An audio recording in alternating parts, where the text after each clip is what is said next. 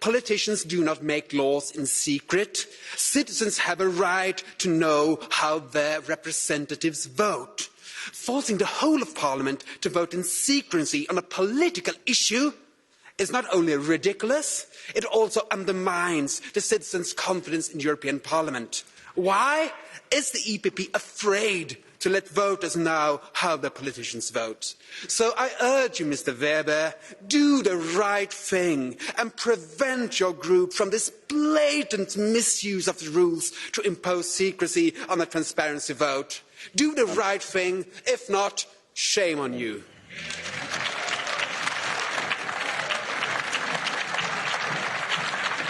Bene. Un appello, non c'è nessun richiamo all'ordine del... Vi prego, quando ci sono dei richiami all'ordine del giorno, di fare richiami all'ordine del giorno. Il dibattito politico poi lo facciamo quando c'è il dibattito politico.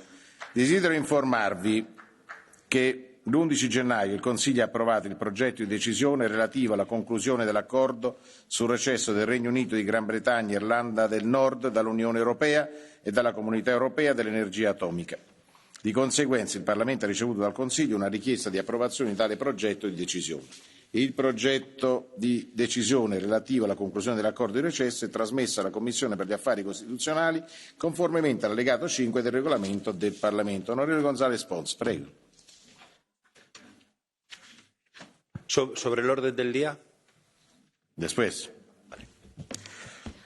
A seguito dell'elezione dell'onorevole Krišjānis Kariņš a primo ministro della Lettonia, il Parlamento, conformemente al regolamento, prende atto della vacanza del suo seggio a decorrere dal 23 gennaio 2019. Fa sempre piacere avere un rappresentante del nostro Parlamento che diventa primo ministro. Le autorità competenti della Lettonia mi hanno comunicato l'elezione a deputato del Parlamento Europeo dell'onorevole Aleksejs Loskutovs in sostituzione dell'onorevole Kariņš con effetto al 24 gennaio 2019. Dal benvenuto al nuovo collega e ricordo che siede con pieni diritti nel Parlamento e nei suoi organi alle condizioni previste dal regolamento. La Commissione giuridica ha proceduto alla verifica dei poteri degli onorevoli Boguslav Andrei Sonik, Ralph Paquet e Karlis Sadurskis e ha proposto di convalidare il mandato con effetto a partire rispettivamente dal 20, 22 e 28 novembre 2018. Ci sono obiezioni in aula? Bene, i mandati sono così convalidati. Ho ricevuto dai gruppi PPE e FDD le seguenti richieste di nomina a modifica delle commissioni e delegazioni parlamentari. L'onorevole Aleksejs Loskutovs nella Commissione per l'Industria, la Ricerca e l'Energia e nella Commissione speciale sui reati finanziari, l'evasione fiscale e l'elusione fiscale nella Delegazione per le relazioni con gli Stati Uniti. L'onorevole Nathan Gill al posto di Patrick O'Flynn nella Commissione per la Pesca. Vi sono osservazioni? Bene, tali nomine sono considerate approvate. Diverse commissioni hanno deciso di avviare negoziati interistituzionali a norma dell'articolo 69 quater, paragrafo 1 del regolamento. Le relazioni che costituiscono i mandati per tali negoziati sono disponibili sulla pagina web della plenaria e i loro titoli saranno pubblicati nel processo verbale della seduta. Ai sensi dell'articolo 69 quater, paragrafo 2, un numero di deputati o uno o più gruppi politici pari almeno alla soglia media possono chiedere per iscritto entro la mezzanotte di domani, giovedì 31 gennaio, di porre in votazione la decisione sull'avvio dei negoziati. Qualora entro il termine suddetto non sia presentata una richiesta di votazione in aula, le commissioni potranno iniziare i negoziati. Informo altresì l'Aula che mercoledì firmerò insieme al Presidente del Consiglio un atto approvato nel quadro della procedura legislativa ordinaria conformemente all'articolo 78 del regolamento del Parlamento. Il titolo di tale atto sarà pubblicato nel processo verbale della presente seduta. Passiamo ora all'ordine dei lavori. Il progetto definitivo di ordine del giorno approvato dalla Conferenza dei Presidenti il 17 gennaio a norma dell'articolo 149 è stato distribuito. Onorevole González Pons, era per una modifica all'ordine del giorno? Sí. Prego. Me gustaría, señor presidente, en primer lugar, comunicar a la Cámara que nos acompaña en la tribuna Francisco Sucre, que es el presidente del Comité de Asuntos Exteriores de la Asamblea de Venezuela y, por lo tanto, el número 2 del gobierno legítimo de ese país. También está en la tribuna de invitados Antonio Ledezma, que es el alcalde metropolitano de Caracas. Después de haberle escuchado su intervención en representación de este Parlamento, creo que no queda a esta Asamblea sino decidir celebrar hoy un debate sobre la situación política en Venezuela y votar una resolución. Señor González Pons, pide un debate hoy y mañana la votación. ¿Hay diputados que quieren hablar en contra? ¿Nadie habla en contra? Bien, votamos. ¿Quién está en favor de la propuesta del señor González Pons? ¿Es del Partido Popular? ¿Quién está en contra?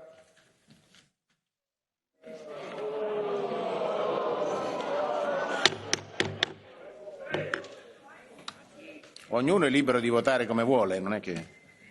Chi si astiene? Astensiones?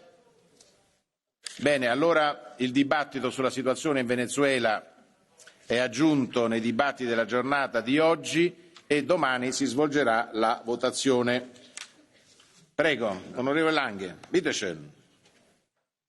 Dear President, as chair of the International Trade Committee, I want to request the postponement of the debate on the US-EU trade relation. Just a few days ago, the Commission has presented a draft of a mandate for negotiations, and just today, the implementation of the trade relation was published. So the International Trade Committee thinks we should have time to have a profound and critical discussion about these documents and present a resolution to the plenary to have a position of the Parliament. The International Trade Committee is preparing a resolution, and therefore, for these reasons, we would like to postpone the debate with a Commission statement and an upwinding resolution in the March 1 plenary. Onorevole Keller, vuole prendere la parola? Against?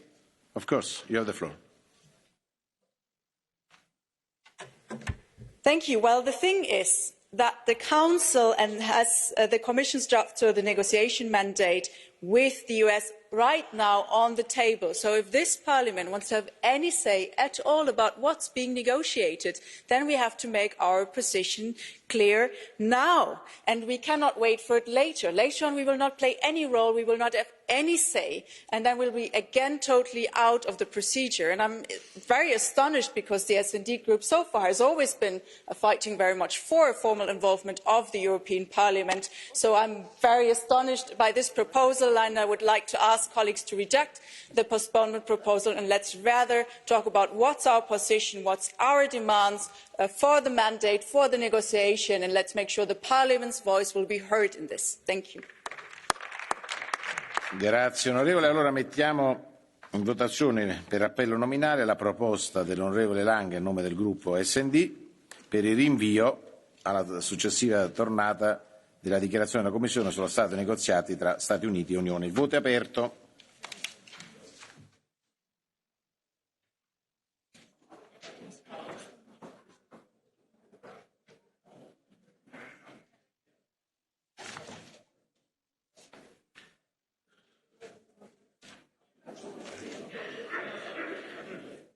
Il voto è chiuso. La proposta è respinta.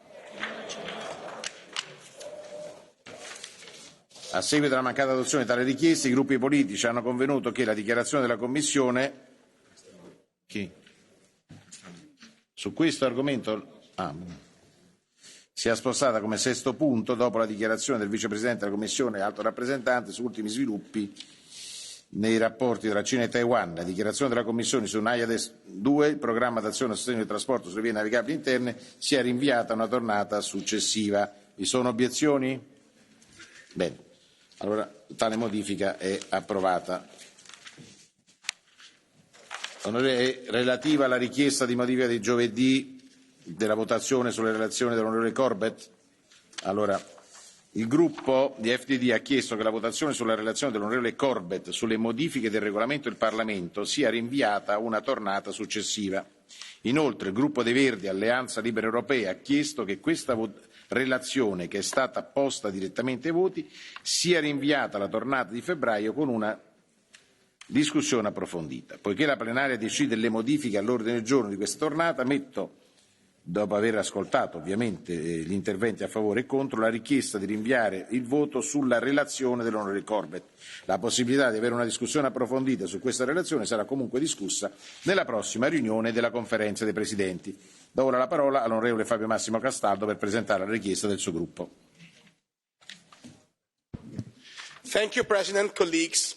Rule 227 provides that amendments to the rules of procedure are to be examined by the committee responsible, the Committee on Constitutional Affairs. This is a rule, but this is also a basic democratic principle. However, tomorrow we will vote 3 amendments to the Corbett report on the revision of the rules of procedure, which, although they are utmost significant, were never tabled nor discussed during the many meetings of the working group and the committee.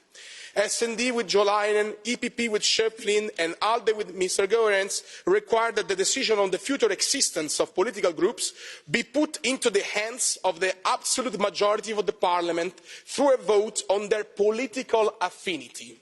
On the basis of which parameter? No parameter is established in this proposal. Is there, and this is a question, a political affinity between you, Mr. Schöpflin, and your group after it split up on the Sargentini report, which called for the activation of Article 7 against Hungary, led by your party? Just a little more than a quarter of your EPP colleagues voted in favour of your government. Should you already go with a non-attached? This is, I think, not a rhetorical question. And you, Mr. Leinen, apparently find elements of political affinity on the interpretation of the principles of democracy with the exponent of Fidesz that you were criticising so much in this plenary in other occasions. To do not speak about also ALDE, that many times showed us very different votes. Mr. Goerens, that until very recently was sitting beside members of his groups who collected signatures for Finland's exit from the euro, despite the pro-federal rhetoric. Democracy means, colleagues, first and foremost, granting opposition's rights. It can never turn into a tyranny of the majority. On behalf of the FTD group, I ask for the postponement of the vote on the Corbett report in line with Rule 149A. Thank you very much. Onorevole Corbett, contro.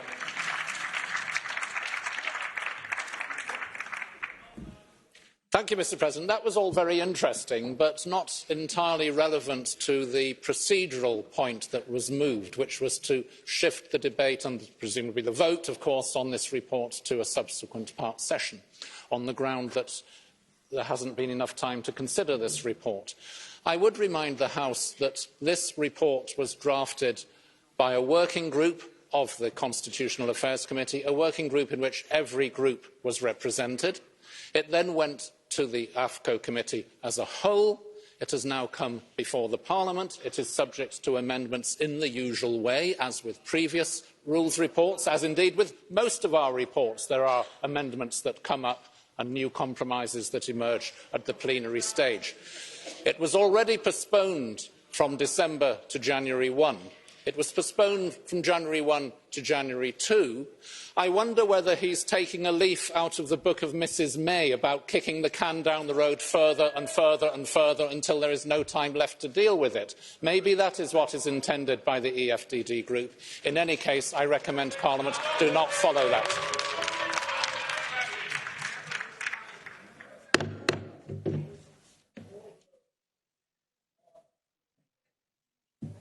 Onorevole Keller, prego.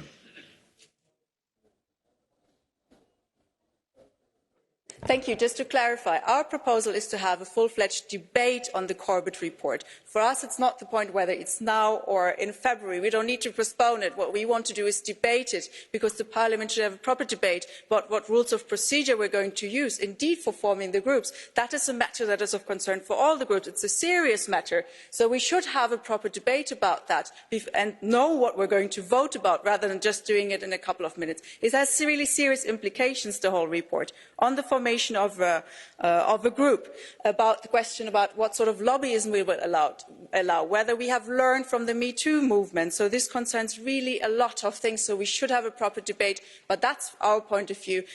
We can have a proper debate now, no problem, and we don't have to do it in February, we can do it in February, but now the question is simply, do we have a debate? That's our request, to have a full debate.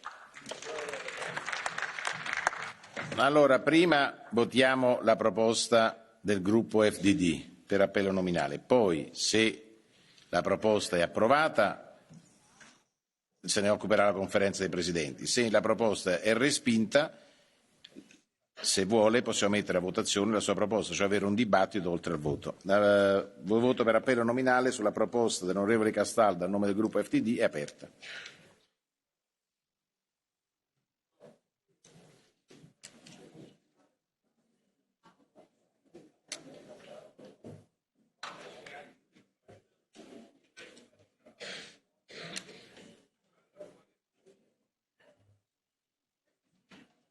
Avete votato tutti?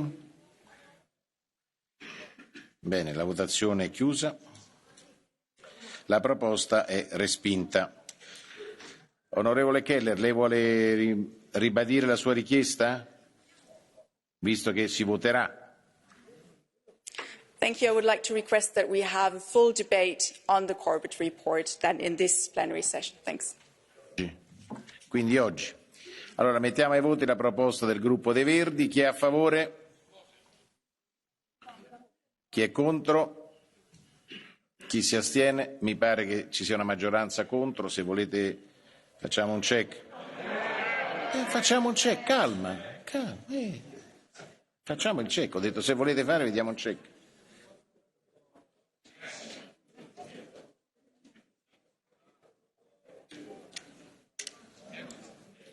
Avete votato tutti?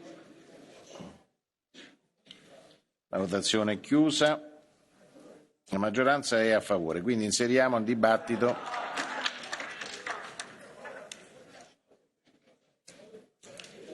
prima del voto. Bene. A seguito delle consultazioni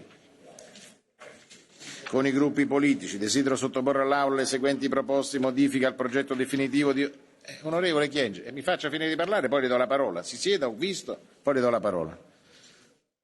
A seguito di consultazioni con i gruppi politici, desidero sottoporre all'Aula le seguenti proposte di modifica al progetto definitivo di ordine del giorno. Mercoledì una discussione sulle dichiarazioni del Consiglio e della Commissione sul recesso del Regno Unito dall'Unione Europea è aggiunta come primo punto all'ordine del giorno, seguito da un giro di interventi dei gruppi politici. La discussione congiunta sull'equilibrio di genere è spostata a giovedì come primo punto della mattinata. Giovedì la discussione congiunta sull'equilibrio di genere sarà il primo punto della mattinata. Seguirà una discussione con il primo ministro finlandese Juha Sipilä sul futuro dell'Europa dalle 10 alle 12. Le votazioni inizieranno alle ore 12. Inoltre sono aggiunti alle votazioni i seguenti punti. Relazione dell'onorevole Sikierski su norme sui pagamenti diretti e sul sostegno allo sviluppo rurale per gli anni 2019 e 2020. Obiezione a norma dell'articolo 106 sulla colza geneticamente modificata. Obiezione a norma dell'articolo 106 sul gran turco geneticamente modificato 5307. Obiezione a norma dell'articolo 106 sul gran turco geneticamente modificato Mono 87403 e obiezione a norma dell'articolo 106 sul cotone geneticamente modificato GHB 614. Vi sono obiezioni? Onorevole Kyenge, prego.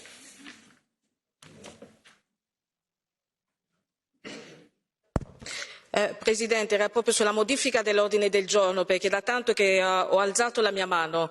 Io ho fatto una richiesta ben precisa da parte del mio gruppo, quella di chiedere in questa sessione un dibattito sul caso della Sea-Watch, proprio perché questo dibattito lo dobbiamo riportare all'interno, cioè questo caso deve essere discusso all'interno dell'Aula parlamentare. Trattasi di un tema europeo, ma trattasi anche di un tema sulla violazione dei diritti fondamentali. Ho fatto questa precisa domanda e vorrei che fosse votata. Grazie. Onorevole, dal suo gruppo, come previsto dal regolamento, non è arrivata nessuna richiesta di modifica dell'ordine del giorno che deve arrivare almeno un'ora prima. Per tutti gli altri gruppi questa richiesta è arrivata. Quindi non è arrivata a nome del gruppo una richiesta, per quello non l'ho messa a votazione, perché il regolamento prevede che deve essere fatta almeno un'ora prima della seduta. Non è mia responsabilità, non c'è stata richiesta da parte del gruppo su questo. L'ordine del giorno dei lavori è così fissato. L'ordine del giorno reca le dichiarazioni del Consiglio e della Commissione sul recesso del Regno Unito dall'Unione Europea. Ricordo agli onorevoli deputati che per questa discussione non è prevista la procedura catch the eye né saranno accettate domande cartellino blu. Primo intervento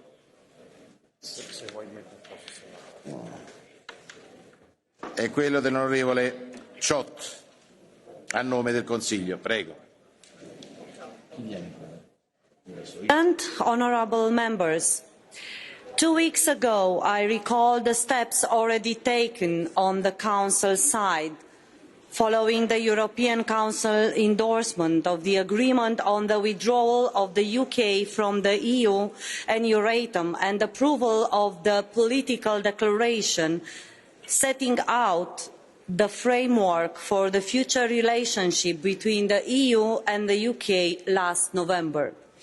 This was just after having learned the outcome of the meaningful vote in Westminster, an outcome we cannot but regret.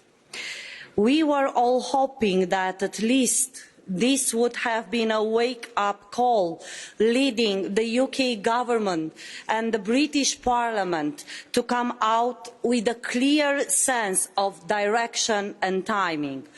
From what I understand from yesterday's vote, this is not the case and we face more rather than less uncertainty.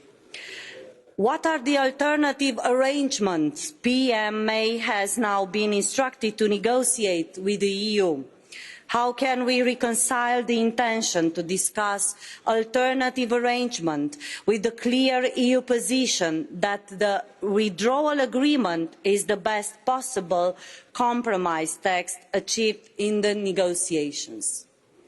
I don't want to speculate on how the various options on the table will unfold, but this is clear that this state of affairs makes a disorderly exit of the UK more likely still, and its consequences more serious for all of us, but in particular for the UK. Economic operators are increasingly vocal about the impact of this uncertainty, not only in terms of direction, but also of timing on their activities, investment and therefore jobs. It is also clear that this uncertainty and the tensions it leads to, a sectoral and national level, will further test our unity and resolve. It is therefore all the more necessary, on the one hand, to resist the temptation of bilateral deals and, on the other, to reflect our common purpose in the swift adoption of the necessary contingency measures. The responsibility for ensuring the UK ratification of the deal remains with the UK government. Our determination to proceed should, however, comfort the UK government in its effort to complete their part of the ratification process. In this respect, within the limits of our principles and positions, notably as regards citizens' rights and the Irish backstop, one should remain open to talks and clarifications if this can help the ratification process in the UK. While having been clear that a renegotiation of the agreement is not on the cards, which should therefore stand ready to act once the UK government will have clarified the next steps on its side. In the meantime, we continue the ratification process in the EU, which I understand is also moving on in the European Parliament as well. Given the uncertainty I mentioned before, both in terms of timing and content, we have to continue our preparations for all outcomes, including a no-deal scenario. The Council and the Member States at national level are therefore intensifying their work on preparedness and contingency, building on the solid work already underway. This means, of course, new legislative activities at this late stage of the legislature, but we are confident that by working together we can deliver. I am encouraged in this respect by the agreement already reached on a few Brexit-related proposals. The Presidency, with your cooperation, is determined to facilitate the adoption of the necessary contingency measures in good time. Thank you very much for your attention. Thank you very much, Mr. Chiot. The next speaker is the President of the European Commission, Jean-Claude Juncker. You have the floor. Mr. President, honourable members, in less than 60 days, the United Kingdom is due to leave the European Union. This is a bad decision. Listen. Even as the Commission has defended the interests of the European Union, the spirit of respect and friendship has accompanied us at every step in these negotiations. The withdrawal agreement and political declaration agreed by all 27 leaders and the United Kingdom government is the result of that. The withdrawal agreement remains the best and only deal possible. The European Union said so in November. We said so in December. We said so after the first meaningful vote in the Commons in January. The debate and votes in the House of Commons yesterday do not change that. The withdrawal agreement will not be renegotiated. Both sides have said loud and clear that there can be no return to a hard border on the island of Ireland. No slipping back into darker times past. I believe the Prime Minister's personal commitment on this point, but I believe also that we need a safety net that secures us against this risk. We have no incentive nor desire to use the safety net, but at the same time, no safety net can ever truly be safe if it can just be removed at any time. Sometimes, from time to time, I have the impression that some hope that the 26 other countries will abandon the backstop, and so Ireland at the last minute. But this is not a game, and neither is it a simple bilateral issue. It goes to the heart of what being a member of the European Union means. Ireland's border is Europe's border, and it is our Union's priority. Ladies and gentlemen, we know from yesterday's debate that the House of Commons is against many things. It is against a no-deal Brexit. It is against the backstop. But we still do not know what exactly the House of Commons is actually for. The concept of alternative arrangements is not new. It was discussed in the negotiations. It is referred to in the political declaration. And in our letter to Prime Minister May, Donald Tusk and I committed to exploring it further as a matter of priority. But the concept is not a plan. It is not an operational solution. Many in the House of Commons, both amongst those who voted for and those who voted against the amendment, are aware of this. I will continue to be in close contact with Prime Minister May, for whom I have the greatest respect, and I will listen to her ideas. But I will also be extremely clear about the position of the European Union that I have presented today. Monsieur le Président, Mesdames et Messieurs, laissez-moi vous dire clairement que le vote hier a accru le risque d'un retrait désordonné du Royaume-Uni. Nous devons continuer à tout faire pour nous préparer à tous les scénarios, y compris le pire. La Commission a commencé ses travaux préparatoires en décembre 2017 et ces dernières semaines, en étroite coopération avec votre Parlement, Monsieur le Président, nous avons accéléré nos préparations. J'ai envoyé une équipe dans chaque capitale pour aider les États membres à être prêts. Le Conseil européen a apporté son appui à ce travail depuis le début. Nous avons à ce jour publié 88 notifications montrant quelles sont les conséquences du Brexit dans différents domaines, ainsi que 18 propositions ou actes législatifs. Les 3 dernières propositions portant sur le programme Erasmus, la sécurité sociale et le budget de l'Union européenne ont été adoptées et présentées aujourd'hui. Je voudrais d'ores et déjà remercier tous les membres du Parlement qui sont concernés afin de garantir que nous parvenions à des accords rapides sur ces propositions et sur tous les dossiers urgents en attente. Il est plus que jamais important que l'Union européenne reste calme, unie, déterminée, ainsi qu'elle a été tout au long de ce processus. Dans ce travail, nous devons suivre une règle d'or. Nous ne devons pas reproduire les bénéfices de l'accord de retrait ou de la déclaration politique. Dear colleagues, I'm still an optimist by nature and a believer in democratic institutions by conviction. This leads me to believe that there can and will be agreement with the United Kingdom so that we can move on and move forward together with our new partnership. We will work day and night to make it happen and to ensure that we are ready in case it does not.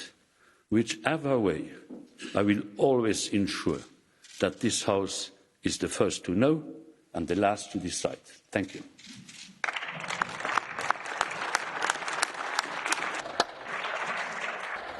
Avant de donner la parole à notre négociateur, M. Michel Barnier, je veux souligner, soit au président de la Commission européenne, soit à notre négociateur, que pour le Parlement européen, quoi qu'elle soit la solution du problème Brexit, pour nous, la défense des droits des citoyens européens, 3 500 000 qui habitent au Royaume-Uni, est une priorité.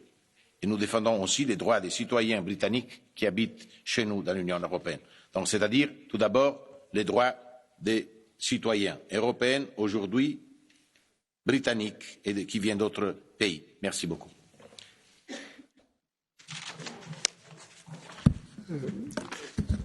Merci, Monsieur le Président, Mesdames et Messieurs les députés, Madame la Secrétaire d'État. D'abord, merci, Monsieur le Président, de me permettre à nouveau, ici en plénière, de m'exprimer devant vous et ainsi, jour après jour, de consolider aux côtés du président Juncker le climat de confiance, la transparence, le dialogue que nous avons ensemble construit avec vous, Mesdames et Messieurs les députés, et en particulier avec le Brexit Steering Group, Guy Verhofstadt et tous les membres de ce groupe depuis 1 an et demi, au rythme d'une réunion pratiquement chaque semaine. Mesdames et Messieurs, hier, pour la première fois, le Premier ministre britannique Theresa May a ouvertement plaidé pour réouvrir l'accord de retrait. Elle a, avant même les votes intervenant en fin de soirée, pris de la distance, ainsi, par rapport à l'accord qu'elle avait elle-même négocié et sur lequel nous étions tombés d'accord.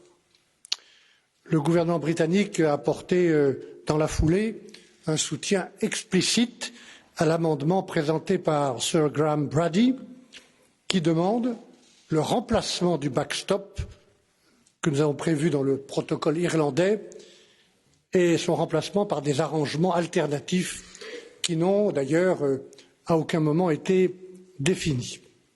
En même temps, la Chambre des communes a rejeté le scénario d'un no deal, sans d'ailleurs aucune précision sur les moyens d'éviter un tel scénario. Voilà la situation dans laquelle nous nous trouvons cet après-midi, dans le cours de cette très longue et extraordinaire négociation. Et à un moment que je veux, Monsieur le Président, qualifier, comme j'ai été en toute première ligne aux côtés et sous l'autorité du président Juncker, du président Tusk et de vous-même, un moment que je qualifie de grave et de très sérieux. Le président Tusk hier soir, le président Juncker à l'instant ont rappelé que nous partageons cette volonté du Parlement britannique d'éviter un no deal. Et je suis d'accord avec Theresa May, voter contre un no deal, comme ça a été le cas hier soir, ça n'élimine pas le risque du no deal. Pour nous, mesdames et messieurs, l'accord de retrait est et reste le meilleur et unique moyen d'assurer un retrait ordonné du Royaume-Uni et de mettre en œuvre de manière ordonnée la décision souveraine qu'a prise une majorité de citoyens britanniques et que nous respectons de quitter l'Union européenne. Et je pense, malgré les difficultés d'aujourd'hui, que nous pouvons atteindre cet objectif à condition d'être à la fois réalistes et lucides, respectueux et responsables, les uns et les autres, les uns avec les autres. Mesdames et messieurs, le backstop dont le président Juncker a parlé fait partie de l'accord de retrait et cet accord ne sera pas renégocié. Les conclusions du Conseil européen de décembre, qui rejoignent en tout point les déclarations et les résolutions du Parlement européen, ne laissent place à aucun doute sur ce point. Je voudrais dire un mot du backstop pour que tout le monde mesure bien de quoi il s'agit. Ce backstop, ce n'est pas du dogmatisme, c'est une solution réaliste. Nous avons cherché tout au long de cette négociation, sous votre contrôle, des solutions aux problèmes créés en particulier, mais pas seulement, en particulier en Irlande par le Brexit lui-même. Et le backstop tel qu'il figure dans l'accord de retrait, c'est le résultat de ces négociations extrêmement intenses menées depuis 2 ans par nous avec le Royaume-Uni, jamais contre le Royaume-Uni.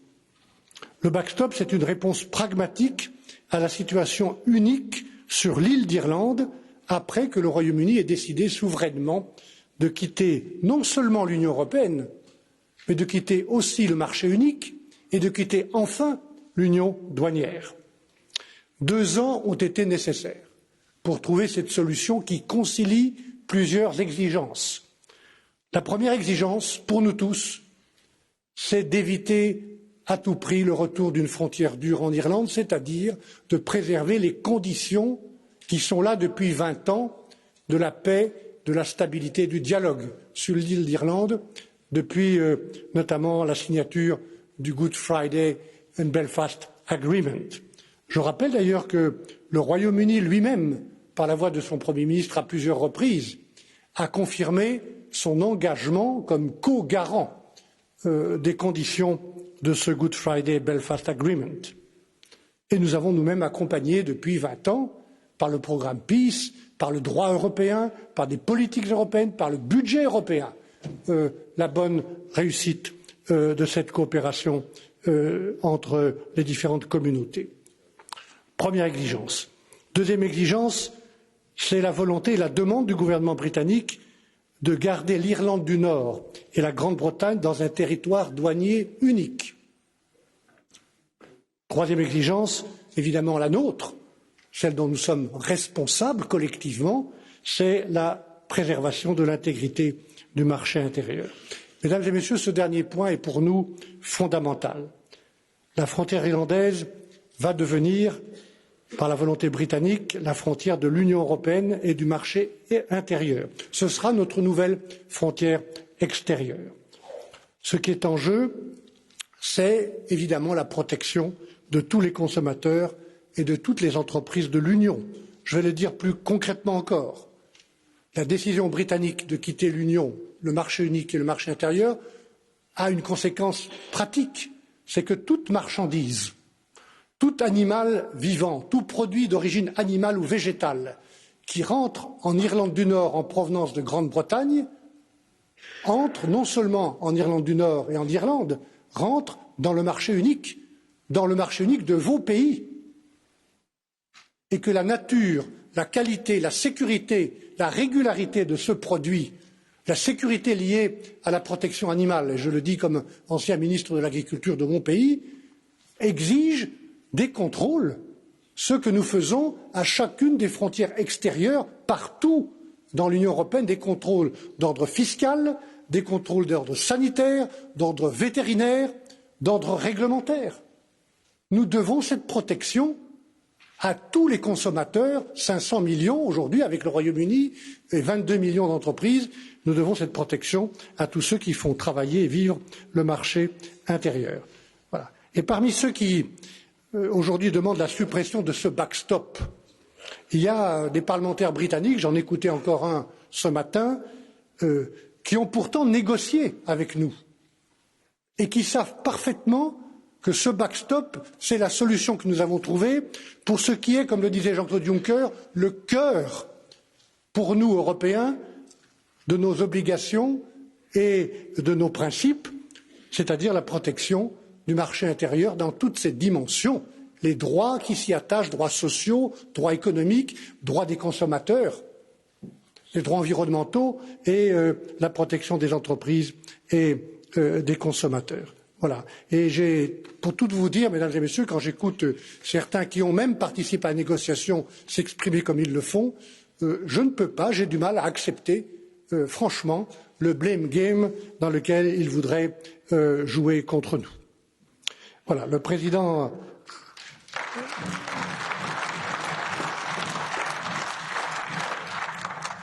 Je voudrais dire après le président Juncker que nous ne ferons rien. C'est aussi simple que ça, je le dis calmement, qui fragiliserait le marché intérieur.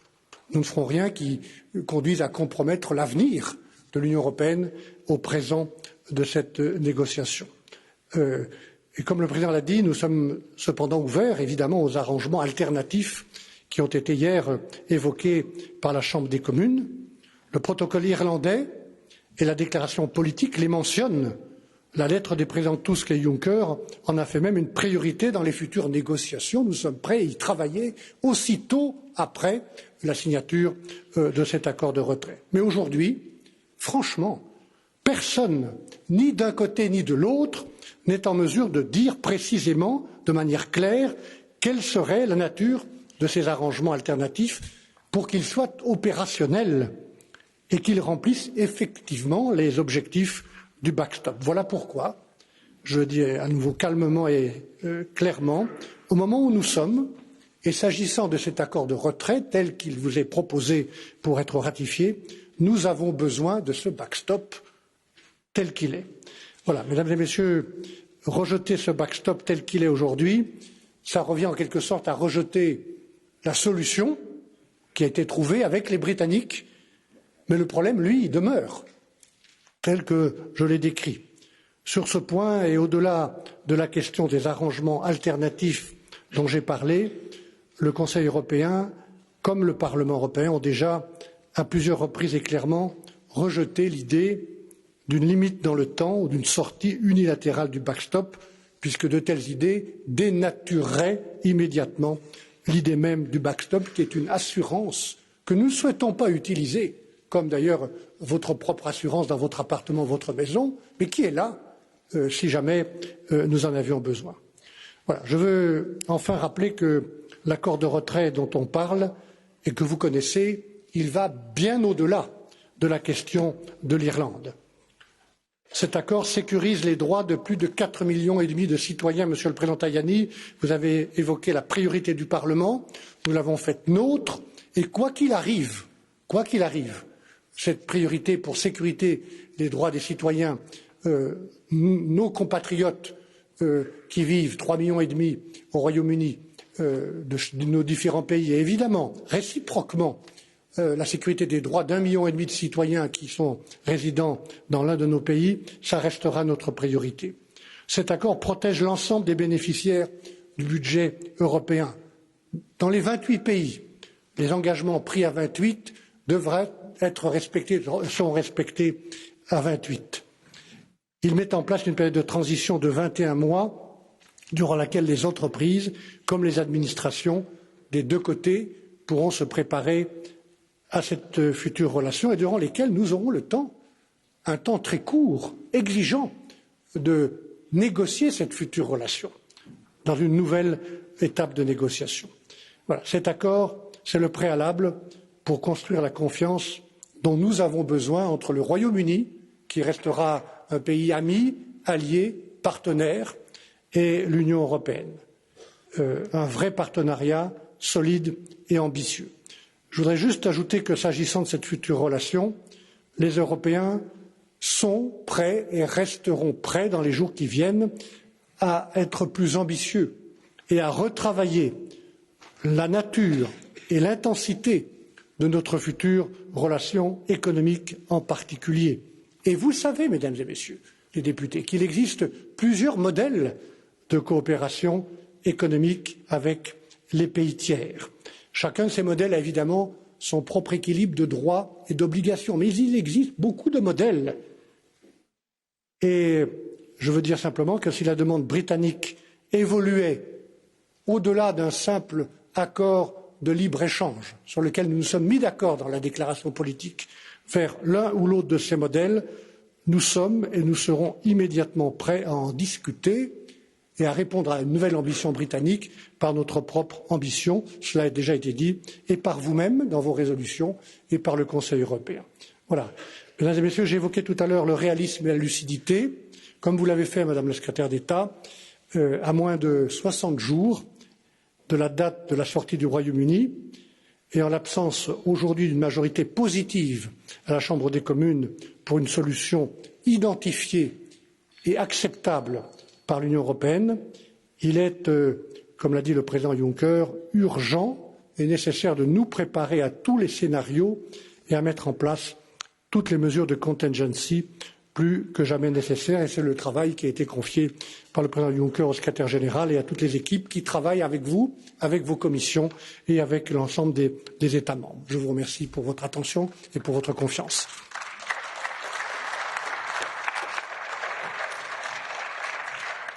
Merci beaucoup, Monsieur Barnier. Vous pouvez compter sur le soutien du Parlement europeo. Il primo oratore è l'onorevole Elmar Brok, a nome del gruppo del Partito Popolare Europeo.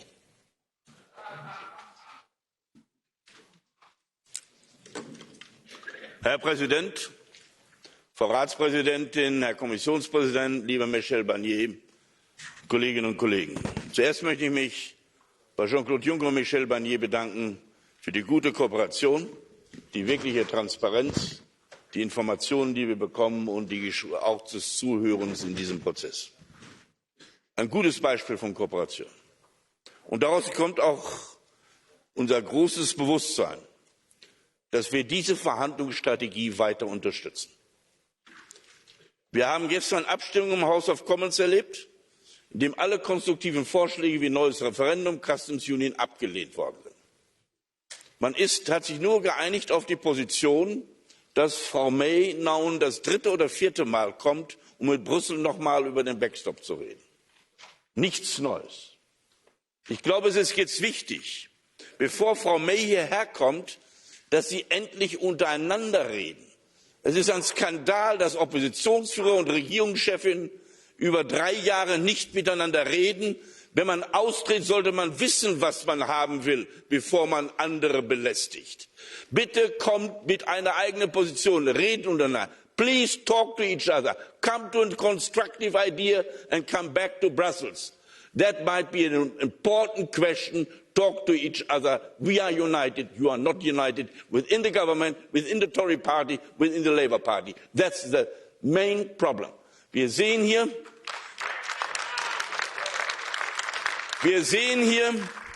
dass wir eine negative Mehrheit haben, die aus verschiedenen Gruppen besteht, die so weit geht von den Hard-Brexit-Leuten bis zu den Remainern.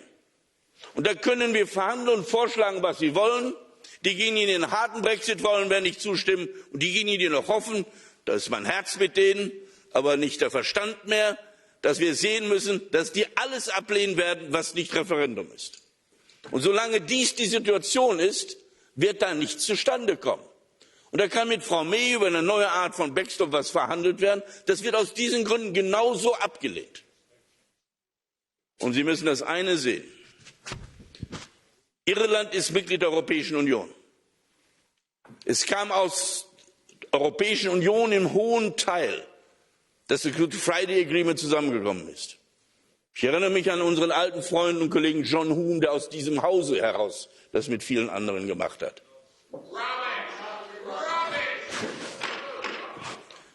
Wir werden dies verteidigen. Wir werden das Peace-Programm verteidigen. Wir wollen keine harte Grenze. Wir wollen aber hier, wie die britische Regierung gesagt hat, auch keine harte Grenze zu haben. Wie sie mehrfach unterschrieben hat, dass sie einen Backstop haben will. Im Dezember 2017 das erste Mal. Das muss mal klar sein. Wir werden Irland verteidigen und eine weiche Grenze versuchen hinzubekommen. Da muss man aber die Bereitschaft der anderen Seite haben. Und den Backstop, den wir heute haben, mit dieser Zollunion, ist die britische Erfindung, das war der britische Vorschlag. Die Europäische Union hat andere Vorschläge gemacht dazu. Das heißt, sie wollen jetzt etwas verhandeln, was sie selbst vorgeschlagen haben. Ich finde das eine tolle Nummer, die da abgelaufen ist. Und deswegen miteinander reden, Sie selbst in London miteinander reden und diese Sache unter sich selbst klar machen. Und wir bekommen wenn wir das Withdrawal Agreement haben, eine Übergangsregelung, in der wir die vielen Dinge regeln können, wie beispielsweise eine Freihandelszone oder weitergehende. Norwegen, Schweiz, alles sind wir offen dafür. Aber damit braucht man den Backstop nicht. Es ist für jedermann klar, dass zu 99%, wenn wir die Transitional Period erreichen, Backstop gar nicht angewandt wird. Es geht also gar nicht darum, in der Sache etwas da zu regeln, sondern man will kein Agreement haben. Aus den unterschiedlichen Gründen, die ich dargestellt habe. Und da bitte ich einmal, das doch mal wieder in Ordnung zu bringen, um das klar zu machen. Deswegen ist es sicher, dass wir die Preparedness-Gesetzgebung jetzt betreiben. Es ist wichtig, dass wir bereit sind, wenn ein Vorschlag kommt, offen zu reden, eine Lösung zu erreichen.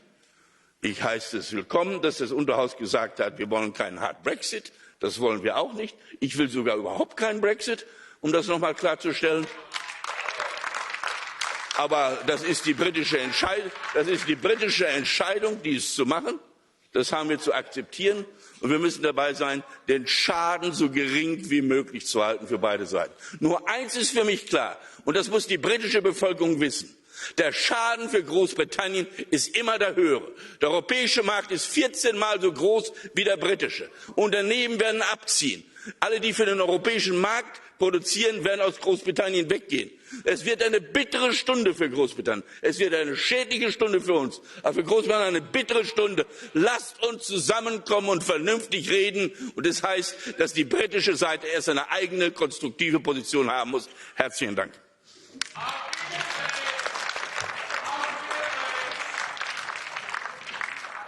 Excellent German from the British bench there, thank you. We move now to our next speaker on my list here, Mr. Gualtieri for the Alliance of Socialists and Democrats. Thank you, President, Mr. President of the Commission, dear Michel.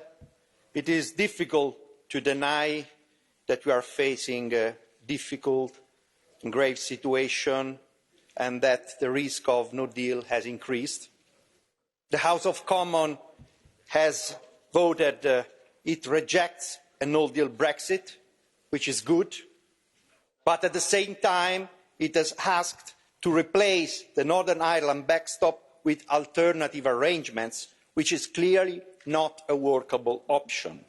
We have seen with surprise the same Prime Minister who just a few days ago said that the best backstop was an essential part of the best deal possible, now calling for its replacement. This might have temporarily reunited a political party, but has not provided any positive solution to the Brexit deadlock.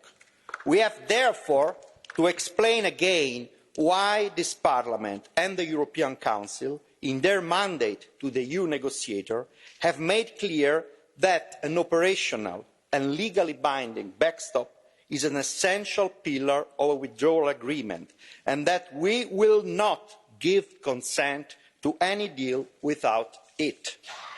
Preventing a hard border in Ireland and protecting the peace process is not a partisan position, and the single market integrity is a not negotiable free principle for the European Union. The backstop is a guarantee, an option of last resort.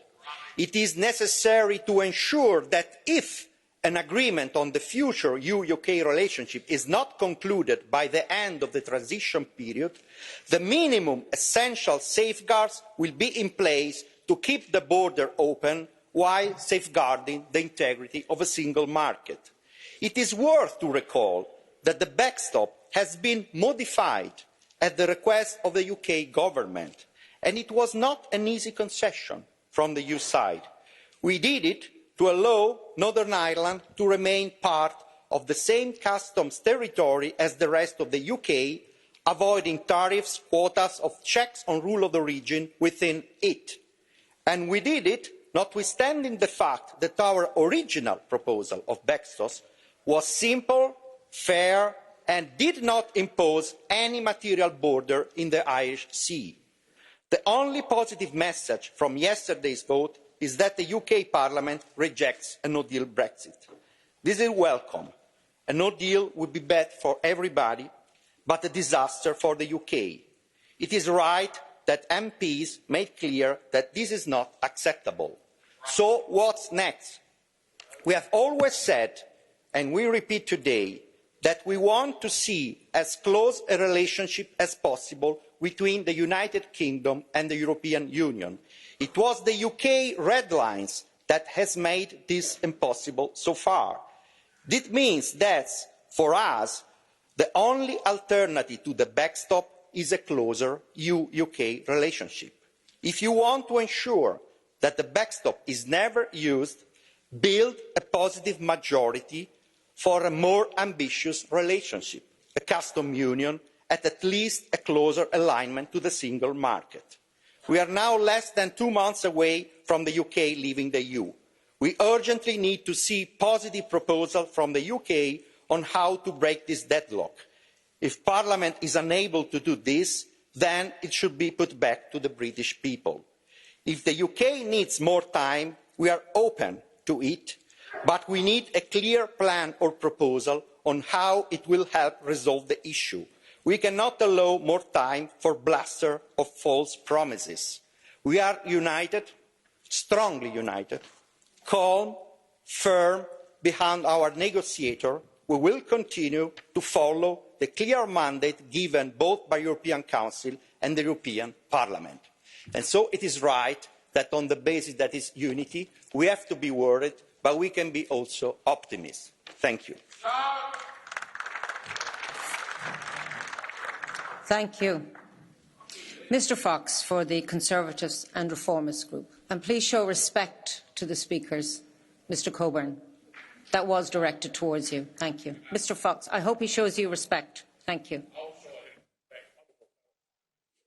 Madam President, I've heard 5 speeches this afternoon describe the efforts made to negotiate the withdrawal agreement and how good it is. But I'm sure you will all have noticed that this very withdrawal agreement was rejected 2 weeks ago in the House of Commons by an overwhelming majority. So now is not a moment for rhetoric, but for reflection. It was never going to be easy to disentangle the United Kingdom from the European Union, but there is now a clearer road ahead if we choose to take it. I know there are some here, Elmar Brok, still hoping that the UK will stay in the Union and are taking positions based on that hope. But this is not going to happen. It would be wrong in principle to ignore the referendum result. And in practice, it is clear there is no majority in the House of Commons in favour of such a course. The amendment designed to secure a second referendum was withdrawn, as it had so little support. The British government and the House of Commons wants to leave the EU in an orderly manner and with a deal. And to achieve that, we need to change how the protocol on Northern Ireland operates. We must do all we can to support the Good Friday Agreement.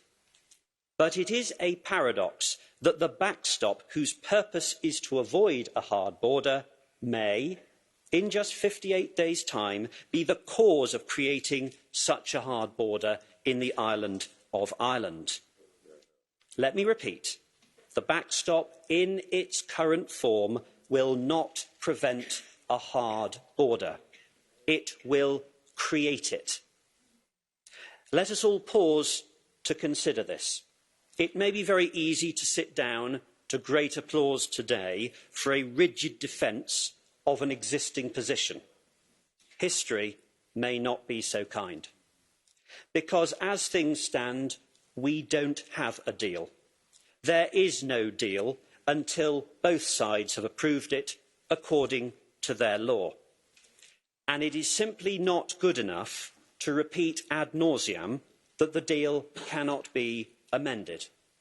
That leads to no deal. And that leads, as the Commission confirmed last week, to a hard border between the United Kingdom and Ireland. So it is my hope that even at this late hour, changes or additions can be made to bring a deal safely home. As Monsieur Barnier said, in the event of a no deal, the EU would find an alternative operational way to carry out checks and controls without putting back in place a border. That's a quote. Let us look at that now. Let us consider whether time limits and exit mechanisms offer a solution. Let us proceed with goodwill, remembering that flexibility and generosity are not signs of weakness, but of strength. For what is at stake is not just the draft agreement. At stake is the future partnership between the European Union and the United Kingdom. Let us ensure that we can construct a long-term relationship to promote our common values and our shared interests in an uncertain world. Let us find a way to move forward together. Thank you. For the Alliance of Liberals and Democrats, Mr Verhofstadt. Yes, after the vote yesterday, Mrs. May announced that she will come to Brussels, and for me, I have to tell you very honestly, she's always welcome. Certainly here in this European Parliament, it should be good that she comes to the European Parliament here, as we requested already more than a year ago. But the question today is naturally, for what? For what? To do what? Is it to change the red lines that the British government has used from day one? That could be a breakthrough, I think. That could change effectively the outcome of this whole process. Or is it, that's my second point, what will be her mandate? Because for the moment, I have to tell you, Mr. Fox, I have also yesterday not seen a parliament that gives a clear mandate to Theresa May. We have seen a vote against a number of things. Against the deal, against no deal, against the backstop. But until today, more than 2 years, the House of Commons has not voted one proposal in favour of something, in favour of a relationship between the EU and the UK. Never. The last 2 months, I have to tell you, have been very exhausting. Very exhausting. Not only at the other side of the channel, also here. Endless debates, long list of amendments, amendments going in all directions, selected by the Speaker, and then won and lost with a teeny-tiny majority. I gave here the list. The Grieve Amendment, that was the 4th of December. That was for a Remain amendment. Huh? Won by 22 votes. The Cooper Amendment, also Remain amendment, that was of the 8th of January, won with 7 votes. Then another Cooper Amendment, that was yesterday, lost by 23 votes. Then the Brady Amendment, that was more a Leave Amendment, won by 16 votes yesterday. And then again a Remain Amendment, the Spellman Amendment, and to take the no deal from the table, won by 8 votes. Is that the way you can solve a problem of a magnitude? Is that the way to do that? Is that the way you do that? That is every day changing your opinion, every day changing your opinion, and in any way creating an uncertainty, an instability, instead of concluding a real new relationship between the EU and the UK. And I have to tell you, I'm looking to that and I cannot understand it, that what started as a catfight inside the Conservative Party is today an existential problem for the whole Britain. And like yesterday, voting, for example, the Spellman Amendment with a majority of 8 votes, saying the no deal is off the table, and then the Prime Minister coming back 5 minutes later and saying, no, that was for joking, that we did that. A no deal is still possible. I have to tell you, we cannot go further like that. This is a lack of clarity and a lack of stability. And I hope one thing, that is at this moment is happening as we speak, a meeting between the leader of the opposition, Mr. Corbyn, and the Prime Minister, Mrs. May. I hope that they will decide, or that they will discuss content, and that is not only eating biscuits and drinking tea this afternoon. Because it could be the solution for this problem if they start to working together on a cross-party approach so that we know what the position of the UK is in the future. Because we don't know it. Putting in fact, Mr. Fox, putting in fact country before party, telling us how they see that future relationship between the EU and the UK, and not using or abusing Brexit as it happened now to get rid of each other, because that is what's happening today. And if that is the spirit that emerged in Downing Street this afternoon, then the Prime Minister May can come and has to come to Brussels to tell us what this broad, stable majority cross-party wants as future relationship. And I think also there is the solution for the backstop. Because if there is a close relationship, deeper as Michel Barnier has indicated, then the backstop will still exist. But it shall not be necessary to use it.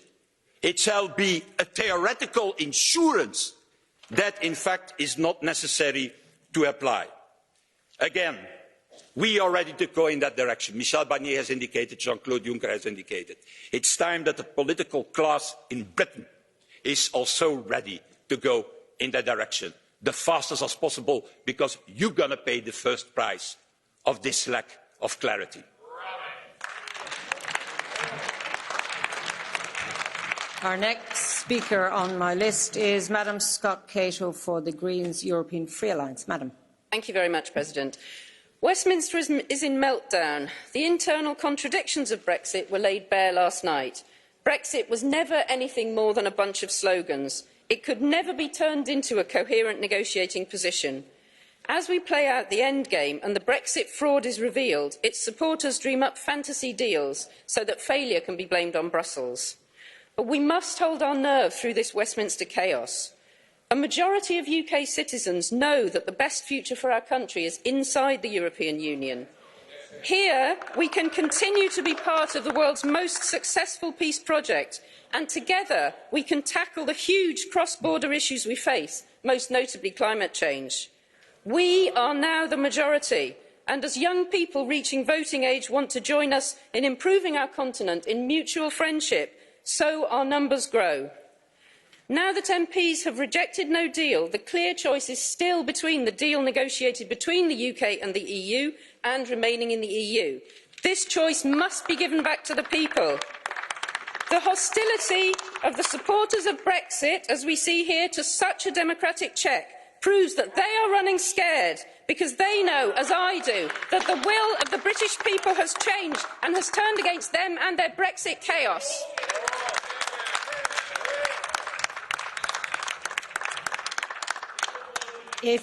Colleagues, if it were in my power, but it's not, the word rubbish would be banned from this chamber. I wouldn't share it with you, sir. We'll move to the next speaker on my list, Madam Zimmer. Please, this is a very difficult issue for all of us, and the least we could do is respect the person that has the microphone. There are too many, and I have to say, on my right, intervening with the debate. Please listen. It is far too serious an issue for us to play out in Parliament. This is not the House of Commons, colleagues. This is the European Parliament.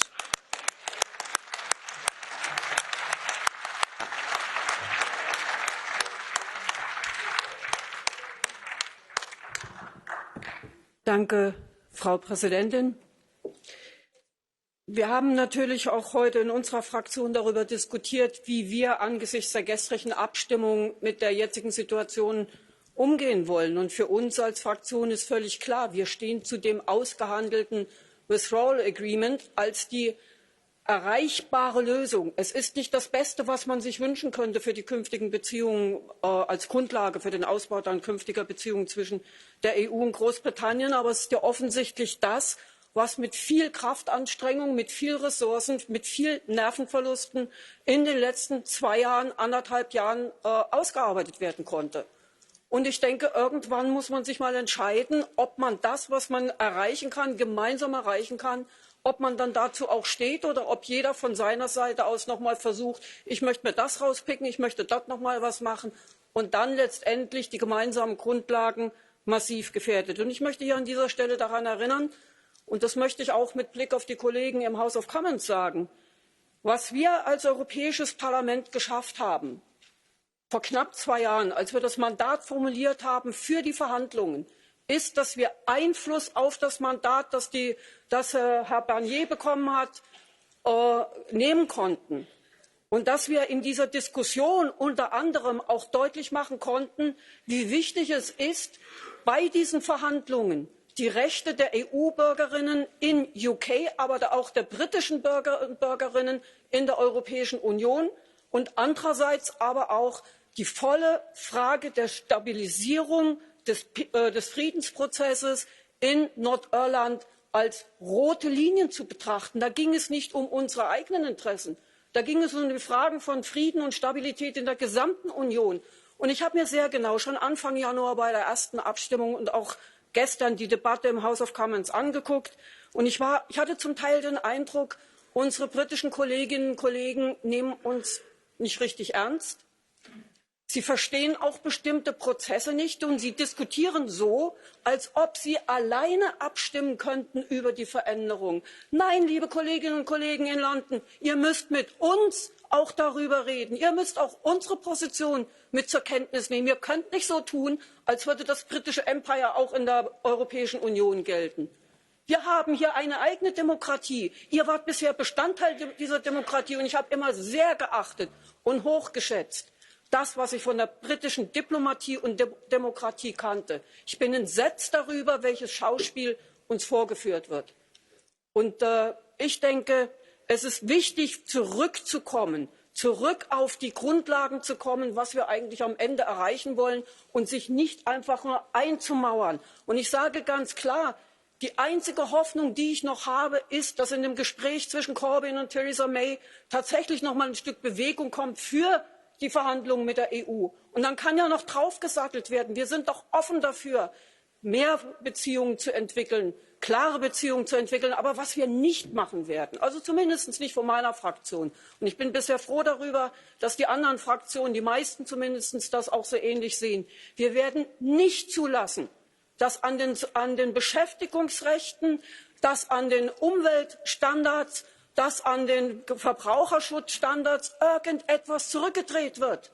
Wir werden nicht zulassen, dass das Good Friday Agreement nicht in all seinen Teilen respektiert wird. Wir werden nicht zulassen, dass es zu einer harten Grenze kommt. Wir werden nicht zulassen, dass die EU-Bürgerinnen am 30. März letztendlich als Drittstaaten in Großbritannien gelten und letztendlich sich einem Verfahren stellen müssen, das diskriminierend für sie ist, das ihnen alle Rechte wegnimmt. Und das möchte ich insbesondere den Kolleginnen und Kollegen im House of Commons sagen. Abschließender Satz. Ich hatte mich gefreut, als damals die britischen Kollegen sich das Recht erstritten haben, dass sie in diesem Prozess eine Stimme bekommen. Aber dann sollen sie diese Stimme auch nutzen und sollen eine Stimme auch mal laut äußern, was sie wirklich wollen.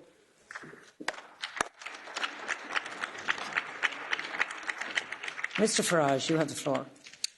Well, public opinion, indeed public anger, had a big impact on those votes in the House of Commons yesterday, and with it we've seen a diminution of the risk of a second referendum. For now, the prospect of Article 50 being extended, taken off the table. And when I hear speakers, despite the Spellman Amendment, saying today they're worried that the risk of a no deal has increased, you're right, it has. But not because of what happened last night in Westminster, but because of the response, gentlemen, we got from you this afternoon. You know, even when the Prime Minister actually gets a majority behind her, and all right, I accept, she made a dreadful mistake by signing up to the backstop. You summoned her. At 4:15 in the morning, she left Downing Street. She went to meet the ultimatum that you'd set her. She signed up to something that has proved to be a disaster. She signed up to something that no country, unless it had been defeated in war, would have signed up to. We now realise that mistake. And actually, the House of Commons, the country, is overall looking for a deal. But you know something? Before the referendum, no one knew who the European Commission were. That Maoist Barroso was a complete unknown. You guys are now household names. And what we've seen is an appreciation in Britain that unelected bureaucrats in Brussels have been talking down to and humiliating the Prime Minister of our nation, and we don't like it.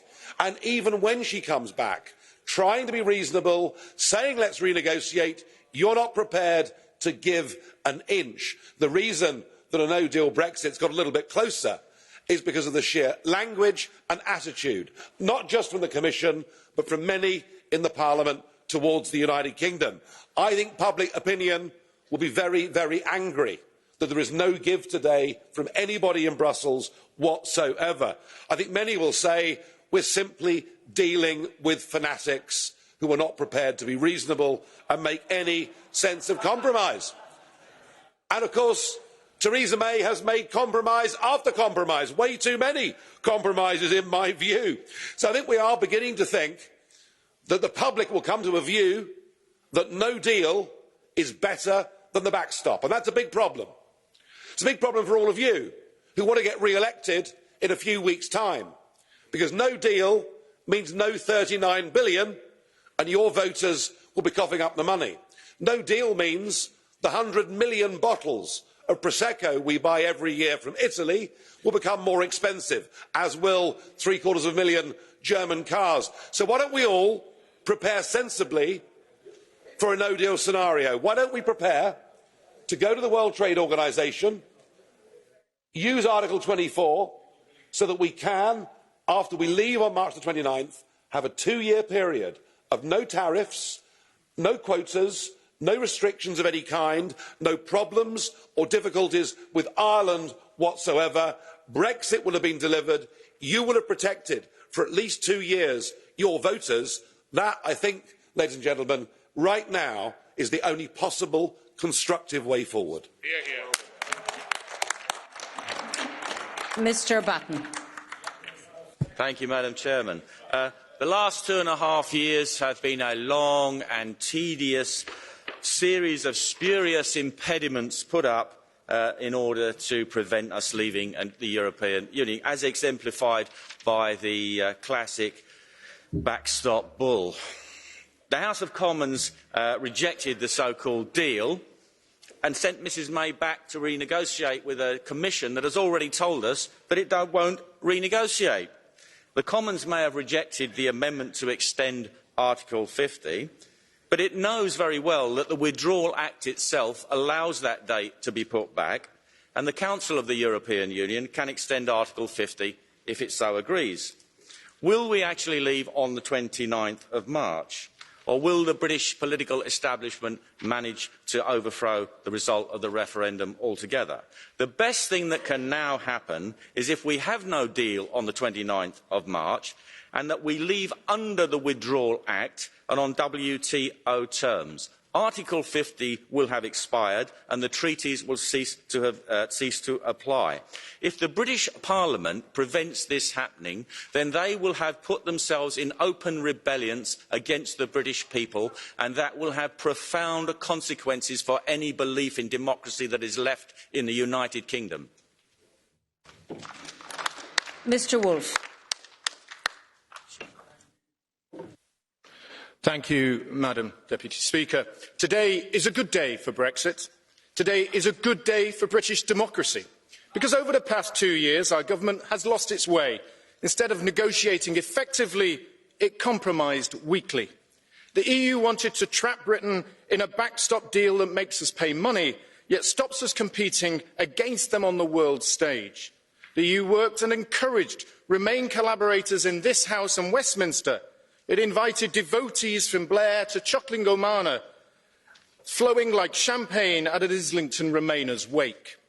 The constant negativity stalked us. Weakness cowered us. Division delayed us. But weakness no more. Despite this, the British people were not for turning. They valued their vote over Project Fear.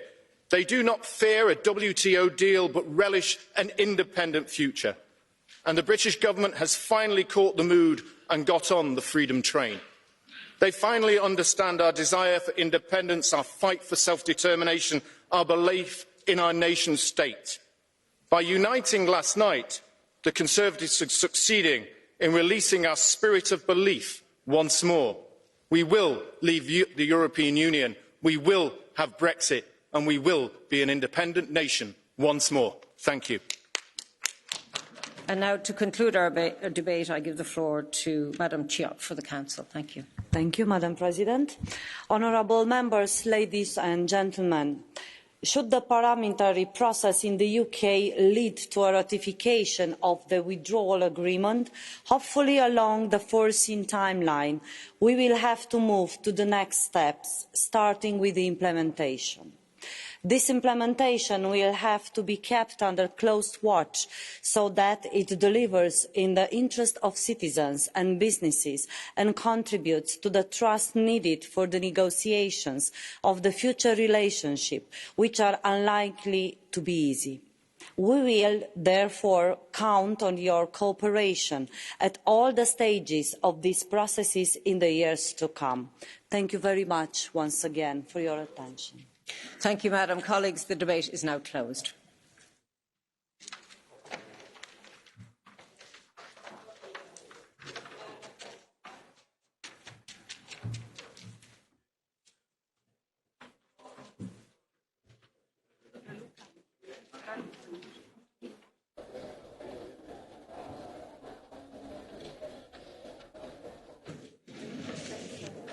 Dobry wieczór, witam serdecznie panie, witam panów. Przechodzimy do kolejnego punktu porządku obrad, a mianowicie oświadczenie Komisji zwalczanie atmosfery nienawiści oraz przemocy wobec demokratycznie wybranych osób upoważnionych.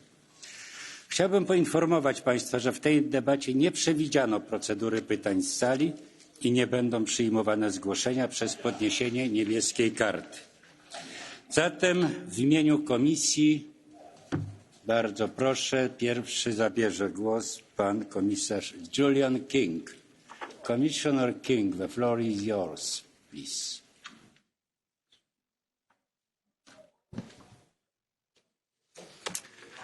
Chair, honourable members, this is obviously a very important debate that we're about to have. In our democracies, political debate can sometimes be fierce, even very fierce. But resorting to violence or inciting hatred is never acceptable. Politically motivated murders, physical or other acts of hatred are shocking and directly contrary to our very core European values. Earlier on today, this House has already paid tribute. Let me join that tribute to a fighter for freedom and democracy, the Mayor of Gdansk, Mr. Pavel Adamowicz. For 20 years, he stood for those values. He dedicated his life to the service of his city and wider society. And while I'm speaking about this subject, I cannot but also recall the death of a member of the UK Parliament, Joe Cox, who was a passionate defender of the rights of everyone in society, including new arrivals from abroad, and indeed of the European Union. We need to recognise that sometimes individuals can be drawn to acts of violence, radicalised, if you like, by conspiracy theories, polarised debates, and more radical ideology. There can be no free and fair elections across Europe if there's a climate of hatred and threats of violence against candidates and those holding democratically elected mandates. Unfortunately, we've seen that even members of this Parliament are not immune from violence and abuse because of the views that they express, and we must deplore that. Earlier this year, Commissioner Jourova spoke at the inaugural meeting of the European Cooperation Network on Elections. This network is a concrete step forward in implementing the Commission's election package from last autumn. The package recommended deeper cooperation within and between Member States to jointly identify and counter threats to our democratic processes and protect the integrity of our elections. We've had several exchanges over the last year on threats to electoral processes, including at an event in April, democratic participation on electoral matters, a conference in October on election interference in the digital age, and in November, the colloquium on fundamental rights. At all of these exchanges, one message comes through. One way a climate of hatred and threats of violence can be created is through disinformation and smear campaigns, often spread through the social media or accelerated through the social media. There have been coordinated disinformation campaigns which aim to discredit and delegitimise elections around Europe, sometimes conducted by third countries and sometimes by private interests from within our countries that do not have citizens and our democratic processes at heart. Responding to this effectively is a challenge. These threats don't respect borders or jurisdictions. They do not fit neatly into how we've dealt with regulating elections and political speech in the past. A group can misuse personal data to target online disinformation or to attempt to intimidate voters through threats. Other aspects, such as the often widely diverging rules on donations and contributions, and the opportunity that the online environment creates to get round existing electoral rules, make it even more of a challenge to deal with this. That's why we need to collaborate together to ensure that we can bring together the resources and expertise needed to strengthen our readiness to respond to and to resist and mitigate this kind of challenge. Within the framework of the European Election Cooperation Network, we are discussing what works, such as good ways to reach out to citizens to build their awareness and to retain their trust. The media literacy effort that has been pursued in Sweden before their last election was a good example. We consider new ways to involve citizens in securing the democratic process itself, as Latvia recently demonstrated by inviting citizens to give examples of political ads which were thought to break national rules directly to the regulators. And we'll discuss how best to make use of existing tools, from data protection to financial supervision, how best to close gaps which may have opened up as new technologies and their use and abuse have come into this electoral space. We'll look to see where we can deploy the Europeans' institutions, our institutions' influence and competencies to support and help the Member States' efforts. In particular, this means working to ensure that the internet platforms, the big social media platforms, live up to the commitments that they have signed up to as part of our various codes of conduct and good practice. The Code of Conduct on Hate Speech and the Code of Practice against Disinformation. And as you may have seen, we presented the first of what will be a series of monthly reports on the progress the social media platforms are making in tackling disinformation yesterday. On the subject of hate speech, we need to keep in mind that hate speech is not free speech. It should be an unwritten duty of all democratically elected representatives to condemn hatred and to refrain from incitement to it. In accordance with the jurisprudence of the European Court of Human Rights, States may sanction or even prevent all forms of expression which spread, incite, promote or justify hatred based on intolerance. In today's society, online hate speech poses a threat, a societal threat, which not only affects the safety of immediate victims, it has a more general chilling effect on the freedom of expression and debate, not just online, but in our societies. Our core objective should be to ensure that authors of illegal hate speech are effectively prosecuted. We must ensure that all member states implement the framework decision on racism and xenophobia. The challenges that European electoral processes face are too complex to be solved by any one authority, member state, or even private sector service provider acting alone. Indeed, no one should be left to act alone in this space, or indeed to hold all the cards and make all the judgments. Rather, a comprehensive approach is essential to ensure electoral security and legitimacy, while preserving an open democratic debate, a level playing field, and the security of all those involved in our democratic processes. We must never lose sight that all our efforts need to be fully rooted in protecting and promoting the rule of law and respect for fundamental rights, in particular the freedoms of expression and association, which, after all, is what we're fighting to defend in our democratic processes and elections. Thank you for putting this on the agenda. We look forward very much to hearing today's debate and following up with you subsequently between now and the European parliamentary and other forthcoming elections. Thank you.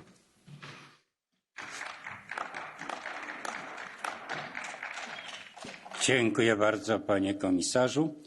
Nasza debata będzie przebiegać w sposób następujący. Będziemy mieć wystąpienia w imieniu grup politycznych oraz jedno wystąpienie w imieniu posłów niezrzeszonych. W imieniu grupy politycznej EPL jako pierwszy wystąpi pan poseł Janusz Lewandowski. Bardzo proszę.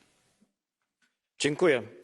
Dziś tutaj, w samym sercu europejskiej demokracji, rozmawiamy o tym, jak chronić naszą demokrację przed mową nienawiści, która rujnuje wspólnotę, rodzi przemoc, a na końcu zbrodnicze reżimy. Przed chwilą czciliśmy pamięć Holokaustu. Ta debata jest przede wszystkim, nie tylko, ale przede wszystkim reakcją na zabójstwo prezydenta Gdańska Pawła Adamowicza, mego przyjaciela. Nóż wbito osobie, która nie potrafi żywić uczucia nienawiści, nawet wobec swoich wrogów. W Gdańsku, mieście naznaczonym wielokulturowością, naznaczonym złą i dobrą historią. W finale wielkiej akcji charytatywnej, o tyle unikalnej, że mobilizuje dobrą energię milionów ludzi. Ale nie chodzi dzisiaj o roztrząsanie tego, co było, ale zgodnie z wolą rodziny, obecnej dzisiaj w parlamencie, chodzi o wyciąganie wniosków na przyszłość. Bo problem jest europejski, a nie tylko polski. Przed Adamowiczem była wspomniana już Jo Cox, Anglia, 2016, Theo van Gogh, Holandia, 2004, Anna Lindh, Szwecja, 2003, wcześniej Olaf Palme, ale też Daphne Caruana Galicja na Malcie i Jan Kuciak, Słowacja. Za dużo tej motywowanej politycznie śmierci w XX wieku, w którym powinniśmy wiedzieć wszystko, jak chronić się przed nieszczęściami XX wieku, czyli nieszczęściem wojen i totalitaryzmów, bo one żywiły się mową nienawiści, żywiły się mową, tym językiem, który był językiem nazizmu, bolszewizmu, wszelkiego totalitaryzmu. Jest to język pogardy, odzierający ludzi z godności ludzkiej, wykluczający z wspólnoty, albo jako wrogów ludu, albo jako wrogów ojczyzny. Wraca to niestety w sojuszu z anonimowością internetu. Budzą się stare demony. W szczególnym przypadku Polski hejt był upaństwowiony, zadany mediom publicznym, które po 100-kroć linczowały prezydenta Adamowicza. Był tolerowany, skoro tolerowano sprawców wieszania europosłów na rynku w Katowicach, skoro umorzono postępowanie wobec sprawców symbolicznych aktów zgonu wystawionym prezydentom tych miast, które godziły się przyjąć uchodźców. To są znamiona choroby naszej demokracji. Ale mowa nienawiści nie zna granic. podmywa Unię Europejską z różnych stron, bo Unia Europejska wspiera się na fundamencie zupełnie innych wartości, poszanowania osoby ludzkiej, różnorodności, otwartości i dialogu. Oby więc śmierć Pawła Adamowicza była przebudzeniem i otrzeźwieniem. Jeżeli wątpimy w samoograniczenie klasy politycznej, w rozmaite kodeksy dobrej praktyki, dobrowolne i trwałe, to znaczy, że trzeba ulepszać przepisy, również egzekwować te przepisy, ścigać konsekwentnie mowę nienawiści, zwłaszcza w otchłani internetu, bo tam jest najgroźniejsza, jest anonimowa. Wzorem może być ustawa zaproponowana przez niemieckiego ministra Heiko Maasa. Mamy rekomendacje polskiego rzecznika praw obywatelskich, 20 rekomendacji, jak zwalczać mowę nienawiści również w internecie. Wtedy i tylko wtedy zło, które się wydarzyło, można obrócić w dobro. Wtedy i tylko wtedy, zgodnie z życzeniem rodziny Adamowicza, jego śmierć nie będzie daremna. Dziękuję.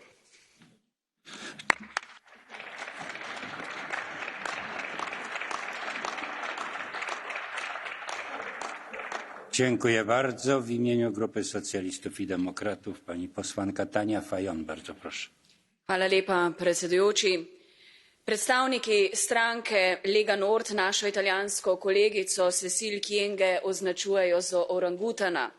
Primerjajo jo s sužnjo, želijo ji posilstvo in jo pošiljajo v njeno državo. Na Madžarskem so se varnostniki javne televizije fizično lotili opozicijskih poslancev. Laszlo Varju je zaradi poškodb končal v bolnišnici. Za napadom stoji stranka Fides. Nova 24 TV in Demokracija, slovenska medija, ki jo financira stranka SDS z denarjem iz Madžarske, me redno označujeta za zloglasno skrajno levičarko, fašistko, Soroševo plačanko, morilko krvavih rok, izdajalko domovine in podobno. Ko sem jih opozorila na neresničnost izjav in kazensko odgovornost, so dejali, da sem užaljena. Dragi kolegi, nisem užaljena, imamo pa resen problem. Take izjave in dejanja v demokratični Evropi ne bi smela biti brez posledic prihajati iz ust, izpod peres in rok politikov in medijev in tudi ne običajnih državljanov. Pred 3 meseci sem v Ljubljani organizirala konferenco o sovražnem govoru. Na njej smo opozorili na nekaj pojavov, o katerih bi morali zelo resno razpravljati, če želimo nasloviti in zajeziti ta problem. Kakšna je vloga medijev, ki v zagotavljanju objektivnosti soočajo zagovornike človekovih pravic in rasiste? Ali je ali ni naloga medijev, da v javno razpravo ne spuščajo glasov sovraštva in nestrpnosti? Na levem polu smo bili v duhu zagovarjanja vrednot samo strpni do nestrpnih v smislu, da smo jim z racionalnimi argumenti skušali pojasniti, zakaj so homofobni izpadi neprimerni. Sedaj pa desnica, ko gre seveda zanjo, zagovarja svobodo izražanja, ki si jo je prikrojila v duhu, da lahko kdorkoli govori kadarkoli, a zato ni kaznovan. Po drugi strani pa nasprotnike fizično kaznuje, kar smo videli na Madžarskem. Sovražni govor je danes organiziran in financiran, je voden in ima namen zasejati strah, spreti ljudi in si odpreti pot na oblast. Slovenska stranka opozicijska SDS je med zadnjo kampanjo za financiranje svojih oglasov dobila sredstva iz tujine, konkretno z Madžarske. Tako kot nacionalistične ideologije se tudi izlivanje sovražnih čustev in primitivnih besed v času krize ponuja kot pobeg. Predvsem ga izrabljajo ljudje, ki se počutijo socialno prikrajšane, skrbeti pa nas mora, da politiki, kot so Salvini, Orban, Janša, te ljudi izkoriščajo za svojo agendo. Avtorji sovražnega govora so se nekoč skrivali v anonimnosti, danes pa se razkrivajo in to predvsem zaradi politikov, ki jim dajejo podporo in podobo. Zato se zdi, kot da postaja sovražni govor nekaj zelo normalnega in zato njegova moč raste. Pa vendar, spoštovani kolegi, sovražni govor, nasilje, psihično ali fizično, ni in ne sme biti nekaj normalnega. Spodbujanje kakršnekoli sovražnosti, tako proti politikom, funkcionarjem ali drugim državljanom, je destruktivno in kontraproduktivno. Evropejci si tega ne zaslužimo, Evropa si tega ne zasluži. Zato vse, ki si od tega obetajo politično korist, opozarjam, da bo ta zelo kratkoročna in v imenu socialistov in demokratov pozivam, da vklopimo razum. Hvala lepa.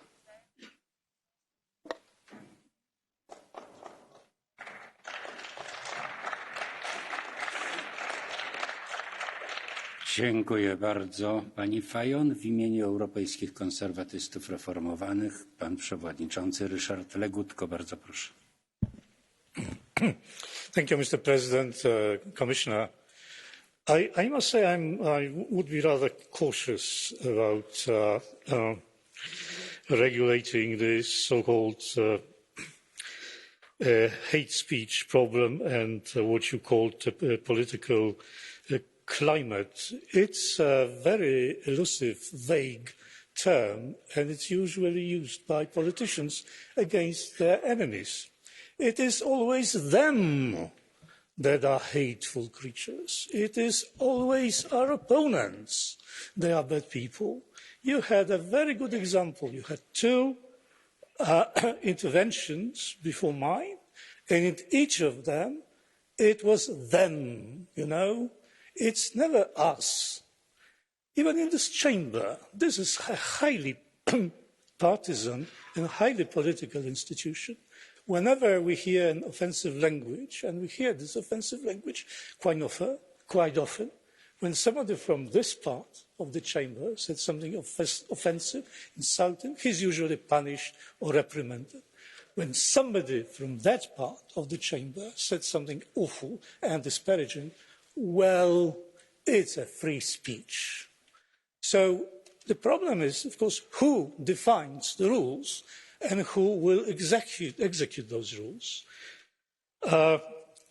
If I think of those two interventions, and I say to myself, if this is the language of love and tolerance, we don't need hate and intolerance anymore. Let me state the facts. A couple of years ago, the mayor of Gdańsk was assassinated by a man about whom we know that he was a convicted criminal with a long psychiatric record. And immediately after the murder, the political opposition in Poland put the blame on the Polish government, on the public media, making something utterly non-political, a monstrous, horrendous act of murder, but absolutely non-political at all. They made a huge case against us. If you can think of the most immoral, vile, repellent, foul, wicked, disgraceful, outrageous example of political cynicism, that is it. You have it, and you heard it here. You heard about the media lynching the late president. Is that the language of love? Should it be punished, Commissioner? Or should the EPP, a colleague of mine, get away with it? And if I say that they lynch me, then probably the authorities would not be as tolerant. Never mind. So the problem is that even the tragic death does not prevent some of you from using this death to pursue political agenda. This is political cynicism incarnate. There are no inhibitions, no sense of shame. Really, when some years ago Mr. Schäuble was attacked by a lunatic, we didn't talk about political climate. And it was a good decision. When a couple of years ago, a member of my party was killed and another gravely wounded by a completely sane man who wanted to kill the leader of my party, Jarosław Kaczyński, the reaction here was a sad reflection on human folly. Nobody talked about hatred or hate speech. I can't remember any reaction from the European Commission. You were not there, Commissioner, so not against you. Probably they suffered from a sudden fit of aphasia. I won't exclude it. So I have lived long enough to see people fall and behave abominably. But in cases like this, I always say to myself, my God, is it really possible that people who could be called or considered civilized, is it really possible that they say such things and they can fall so low?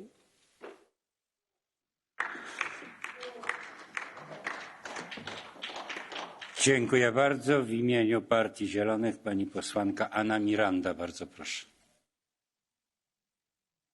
En los últimos tiempos, las fuerzas extremistas han logrado introducir el discurso del odio en el debate político, que ataca la supervivencia de la democracia.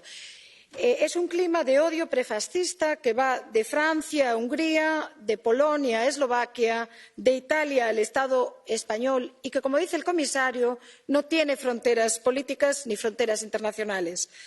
Lo saben bien las diputadas Eleanora Forenza, Judith Sargentini, Jan Willis en Brasil o las asesinadas Jo Cox y Marielle Franco, entre otros muchos. Lo sabemos bien quienes defendemos la pluralidad desde opciones políticas democráticas y somos atacados en la calle o en las redes de comunicación día tras día en el ejercicio de nuestro cargo público.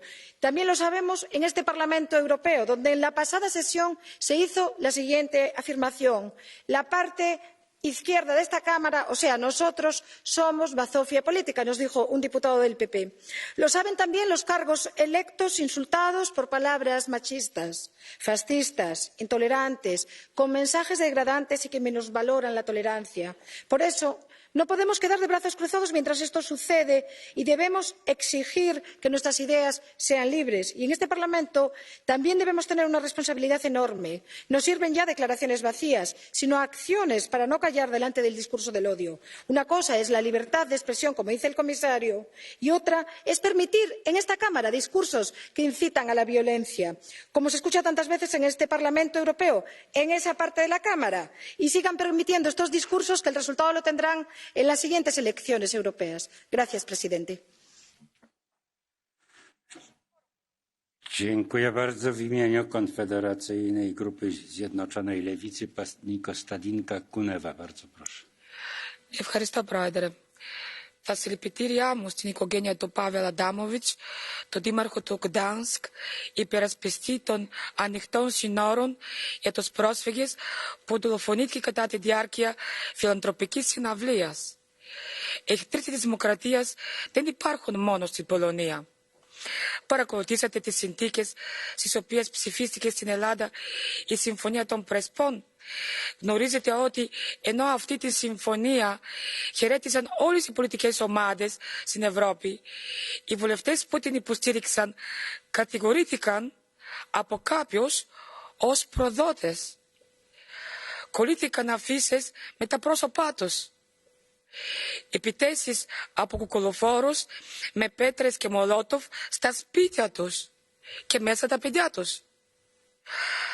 Αυτοί που οργάνωσαν την επίθεση ενάντια στους εκλεγμένους βουλευτές ήταν ακροδεξιοί και ακραίοι εθνικιστές. Η πολιτική του μίσους και της τρομοκρατίας